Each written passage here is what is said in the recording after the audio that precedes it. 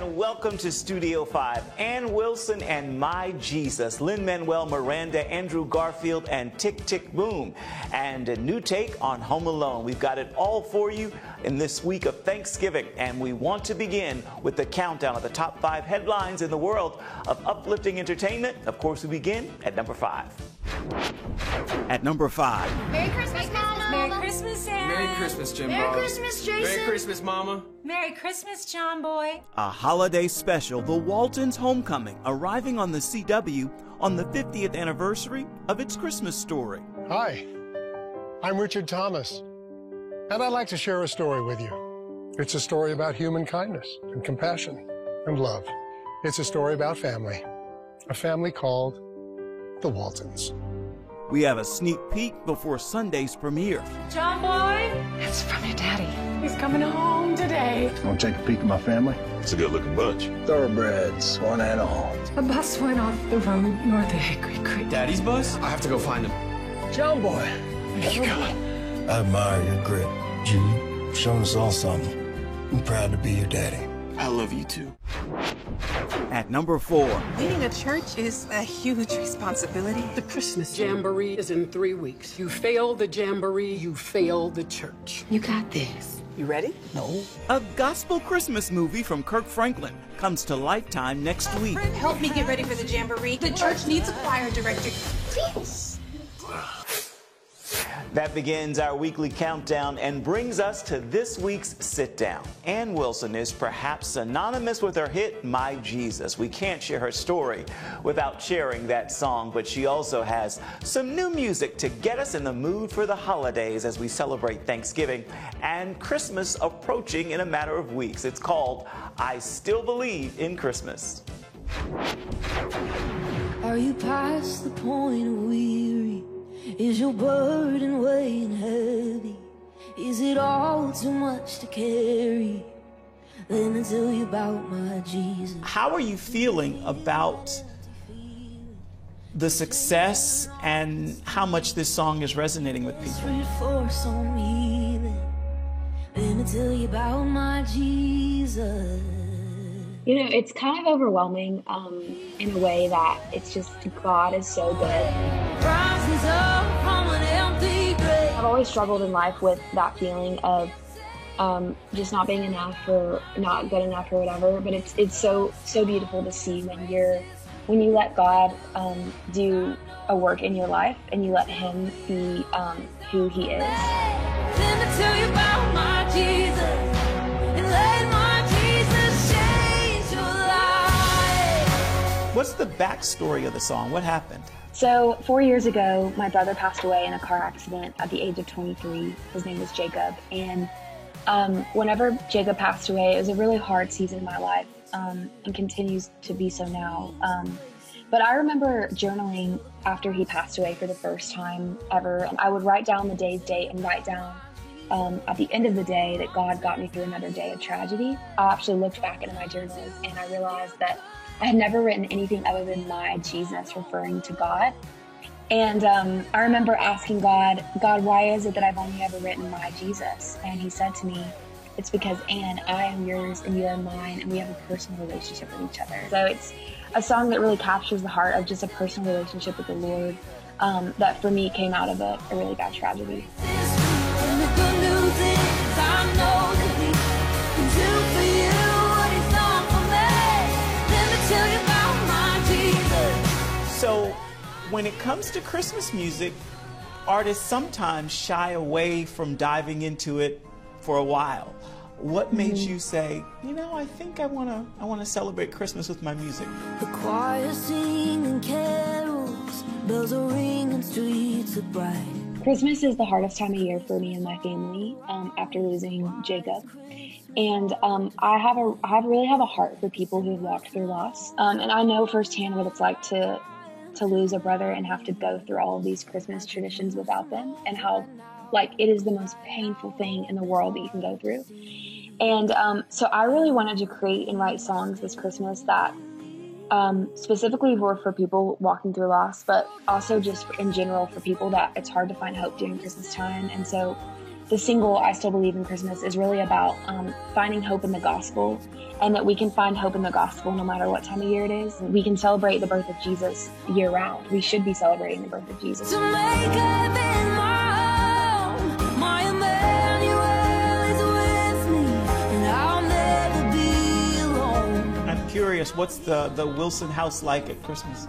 We're healing a little bit, but the past 4 Christmases have been really tough. We've gone out of town for the Christmases and just tried to get out. We haven't decorated since Jacob passed away, but we're going to decorate this year for the first time, and God's bringing back some joy into our family, which we're really thankful for. And in a world that's so divided, I still believe in peace on earth. When did Anne recognize she had a voice? It wasn't until my brother's funeral. Really? I sang at my brother's funeral for the first time in front of anyone. It wasn't a passion. I didn't sing at church. I didn't really even sing, like, standing beside my parents at church or anything. I just would worship within my heart. And then when my brother passed away, God kind of brought my voice out in front of people. And really at the funeral was the first time that I sang in front of anyone. And then through that funeral, God called me to music. And so that was, I didn't even really, even at that time, I didn't think that I would be doing this as a career or anything like that. So God has really done a miracle within my life. I felt just the presence of God. I felt, it was very, very profound. And I remember sitting down at the piano about to press my first chord, and I heard the Lord say to me, like, Anne, this is what I'm calling you to do. I'm calling you to praise and worship my name. And it was a weird feeling in the midst of 1,200 people at the funeral, looking out into the crowd, looking at my brother's casket, realizing he's gone, but also God calling me to what he created me for in that moment at the funeral. And so it was definitely a mix of emotions in the middle of it, but it was so incredible how God did that for my heart and comfort. And it was almost like I knew that I'm going to get through it. I'm going to get through the tragedy because God's not done with me yet. God is going to use me in big ways for the kingdom, and that's exactly what he's done. And so it's just very encouraging for me to look back on now and see what he's done in my life. Hallelujah, let my Jesus change your life. I Still Believe in Christmas is available right now, and there's some more new music from Ann Wilson coming in 2022. We'll be sure to share it as it becomes available. Still ahead. I have an original rock musical Hey, boy genius. that I have spent the last 8 years of my life writing. Andrew Garfield joins us with his latest project. Andrew, you become John Larson, the Broadway tale of Tick, Tick, Boom. You don't love me, don't say the answer. At number 3, Grammy nominations for Best Gospel Album. Change Your Story by Jacqueline Carr. Royalty, Live at the Ryman by Tasha Cobbs Leonard. Jubilee, Juneteenth edition by Maverick City Music. Johnny X Molly, Live in LA by Jonathan McReynolds and Molly Music. Believe For It by CeCe Winans. And Best Contemporary Christian Album. No Stranger by Natalie Grant. Feels Like Home Volume 2 by Israel and New Breed. The Blessing Live by Carrie Job. Citizen of Heaven Live by Taryn Wells. Old Church Basement by Elevation Worship and Maverick City Music. At number 2. Action. Lucy, I'm home. Something new from actor and Regent University grad Tony Hale. I am the biggest asset in the portfolio of the Columbia Broadcasting System. I want to ask you what's next, but I'm thinking, is it Being the Ricardos? Is that what's coming up for you? Yeah, Being the Ricardos. We shot that in the spring, and it's come out in the fall. And I was a huge I Love Lucy fan. Me too. So, oh my gosh. I loved I Love Lucy. And so this is a drama about the making of I Love Lucy. And Nicole Kidman plays Lucille Ball, and Javier Bardem plays Debbie. And man, having been a fan of the show and then being on the set where they completely recreated the set. Wow. Roll sound. jobs. Let's do our show. I get paid a fortune to do exactly what I love doing. They got their money's worth. Just to see the behind the scenes of the table reads and the drama, and Aaron Sorkin is directing it, I was just kind of like, man, how did I get here? Sorry, I got lost for a second. Well, that's number 3 and number 2, which means we only have one more story in this week's countdown. We'll get to it in just a little bit. Right now, we turn to Tick, Tick, Boom. It's the incredible story of composer and playwright Jonathan Larson and stars Andrew Garfield in the leading role. Larson's life and work served as inspiration for Lin Manuel Miranda, who created the Broadway hit Hamilton, and he directs Tick, Tick, Boom. Garfield, Miranda, and the entire cast sit down with me for this Studio 5 look at the film, in case you missed it. Lately, I've been hearing this sound. Like a tick, tick, tick. How sentimental and personal was telling this story for you to make your featural debut, film directing debut with it? Rosa Stevens says to Jonathan Larson, try writing about what you know. And what I know is that Jonathan Larson is the composer that made me think I could write musicals. Like a time bomb. Check. Hey, boy genius. The fuse has been lit. The clock counts down the seconds. It sounds great. Do you know how many Jonathan Larsons there are? 1. It felt like a message in a bottle from Jonathan being like, oh, you're really doing this. Well, here's what your 20s are going to be like. It's going to be really hard. But if you're doing what you love, it's worth it. The world may not notice you doing it while you're doing it, but it is worth it. I work at the Moondance Diner. Check. 1 sec. Do we take reservations? No, we do not take. We're a diner. Many times, Andrew Garfield, who did so much research, was the sort of real-world avatar of Jonathan Larson, and we would discuss, what felt right for that moment or what felt like what Jonathan would want. Hello. Hi. Welcome. I'm Jonathan Larson. You become John Larson. What did you like most about it? Can I say his whole being, his whole heart, his whole soul? Yeah. I think he contained multitudes, and I think all of these things are what we look for in our artists, the sensitive, heartbroken lovers of life that want to wake other people up to the grandeur and miracle and devastation of what it is to be a person. This is the life of Bo, Bo, Bo, Bo. What we see in him is he's got this great dream, but he never gets to see it into fruition. Yeah, I mean, I think that's what keeps you alive in a way, that there's no getting there, that we're all striving, we're all on our way. And I think John was just the same. He was on his way, and he was full of longing, with that divine dissatisfaction. And I think that's what keeps us alive. It's actually what keeps our hearts beating in a way. This is the life of Bo, Bo, Bo, Bo, Bohemia. Bohemia. Bo, bo, bo, bo. For both of you, I'd love to hear what's your John Larson story in terms of being in a career at some point where your reality isn't the dream. It's funny, the dream changes, right? So, but I remember when I got to New York in 2006 and I set out to be a performer, in film, television, and theater. And I remember being in a basement apartment and my room was about 7 feet wide where my arms could touch both sides. And, it's funny, the reality was not, I wasn't who I thought I was, who I visualized yet. But at the same time, it was weird because I was having so much fun just making it to that point.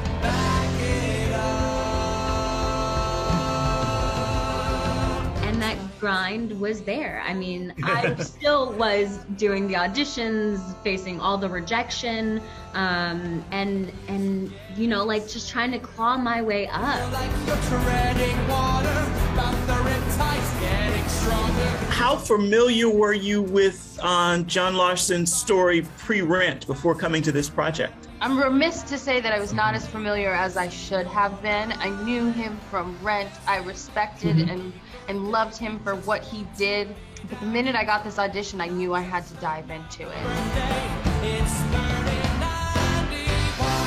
Robin, what was it like to work with Lin on this? Fun. It was just so much easier to be present and to be joyous because that's what he brings. 8 years! And the time keeps ticking. Tick, tick. You need to ask, are you letting yourself be led by fear or by love? Fear. 100% fear. What are we meant to do with time? I don't know, man. What if the workshop happens and nothing changes? What then, Jonathan? Maybe I'm just wasting my time. I know that Tick Tick Boom answered a lot of those questions for me. There's not enough time. I went to 3 friends' funerals last year, and nobody is doing enough. Stay present. You know, how we are of service in the present to not only ourselves, but the people around us, I think really defines us. You don't love me, don't say the answer. Tick Tick Boom is streaming right now on Netflix. We need to take a short break right here, but before we do, this is a great time to share a story in pictures. Here's this week's Studio 5 Snapshot. Even before it's released to audiences, there is Oscar buzz surrounding The Tender Bar. It's a drama directed by George Clooney and starring Ben Affleck. The Massachusetts-set drama explores the relationship between a fatherless man and his uncle as they bond at a bar, overflowing with colorful patrons. Its release is still weeks away. This photo preview is this week's Studio 5 Snapshot. Just moments away. Mom? Dad? Uncle Blake? They don't even know I'm here. They don't even know I'm here. A new take on a holiday classic. You do realize that my 10-year-old son is at home by himself. A look at Home Sweet Home Alone. Welcome back to Studio 5. The holiday season means holiday music and holiday films. And the wildly popular Home Alone franchise has something new. Home Sweet Home Alone follows 10-year-old Max Mercer with young Archie Yates in that leading role. Yates and his fellow cast members join us right now for this Studio 5 first look at Home Sweet Home Alone. Was the night before Christmas vacation, and the fun was in full swing. You have split our family onto 2 separate flights. Mom! Max, please! The family left for their big vacation, Is that everyone? The cars are leaving now! but forgot one little thing. Mom? Dad? Uncle Blake? They don't even know I'm here. Improv? Improv. Improv. Improv. Do it. Hello there, how are you? Oh, see, he's a natural. My mum and dad have gone to Tokyo. I'm totally on my own. We liked playing off each other and bouncing around. You do realize that my 10-year-old son is at home by himself. You just assumed Max was on the other flight. We didn't take a census. We had a fantastic stunts team. They were incredible. I can't go to jail, honey. I wouldn't last 30 seconds in Gen Pop. It's where fresh fish get got. You know, this is a cozy movie with a lot of hardcore violence, and so I think, you know, it's definitely a really fun one to watch at home. And we're criminals. I don't think so. But yeah, we got really beaten up. Orange stripe, center pocket. But then I got there and they're like, no, you have to do all the stunts. We know you won't be good at a lot of them, but on the off chance that you are, that's what will make it to the final film. I'm trying to get home to my son. It's like, you know, a new version of something you really love.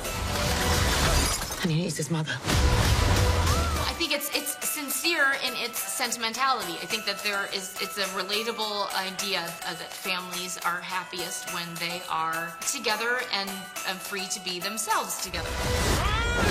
This is not going well. Home Sweet Home Alone is streaming right now to Disney+.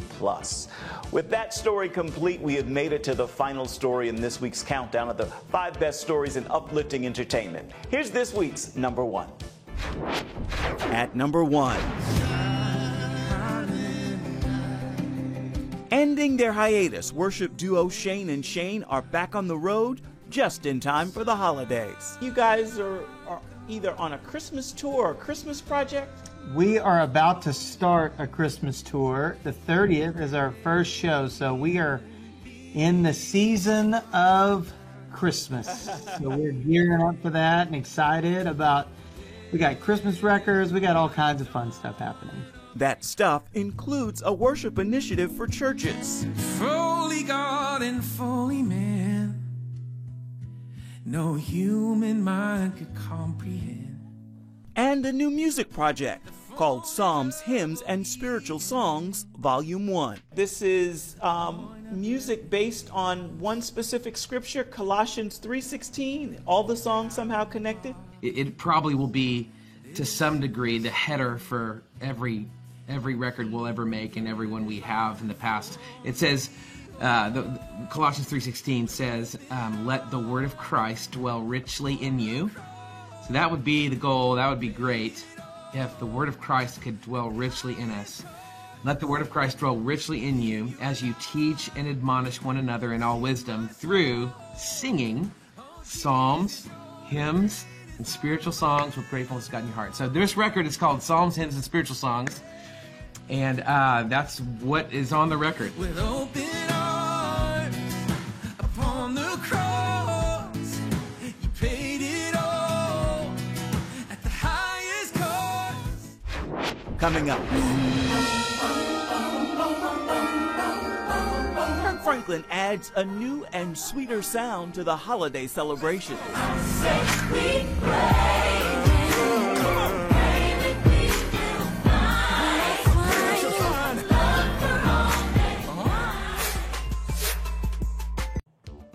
Welcome back to Studio 5. This week's soundtrack is sure to add even more beauty to the holiday season. It teams up Mariah Carey, Khaled, and Kirk Franklin. Take a listen and hear why Fall in Love at Christmas is what's playing in my ear this week.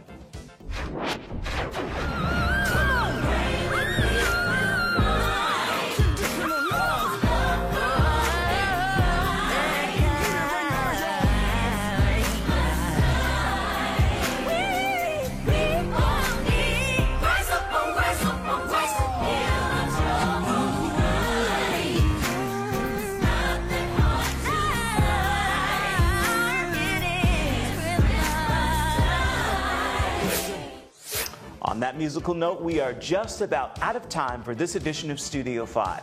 So let's look ahead to next week.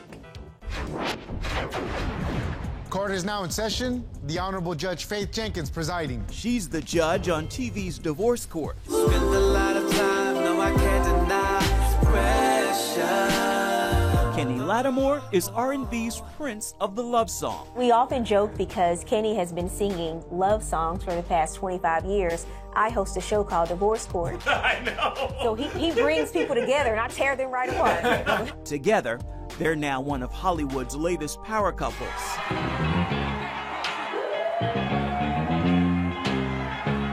And they're sharing their love story to inspire others. You two married almost 2 years, and you marry, and not only do you marry, but then you guys marry and the world shuts down. What was the Lattimore household like? What was it like? Wow. It was a beautiful thing. Now, we hope you'll join us for that story and so much more come next week. But before we say goodbye, we want to give today's final word to Ann Wilson. I was talking to my mom about this a few months ago, but we felt a lot of guilt from the enemy during Christmas time. And we felt like the past 4 Christmases that because we were sad, we were sinning. Because we were upset, we were, like we weren't honoring God or whatever. And that's not true at all. Because it's okay to be sad. It's okay to not be joyful during Christmas time. And so Just Because It's Christmas is a very honest song that was honestly, I was a little nervous to put it out to the world because it's very real and honest, and it's not a happy song. But it's reality, and it's a vulnerable song, and it's really just about, you don't have to be okay during Christmas time. You don't have to be happy. You don't have to be joyful. Like, that doesn't make God upset with you. God understands your pain. God understands your grief. God understands what you're walking through, because he had to walk through it with losing his son on the cross. Ann Wilson, thank you. That is a great final word for this edition of Studio 5 and this week's look at uplifting entertainment. Until next time, make time to uplift someone around you, and then please come on back and see where Studio 5 takes you next week. Bye-bye. Thank you for watching.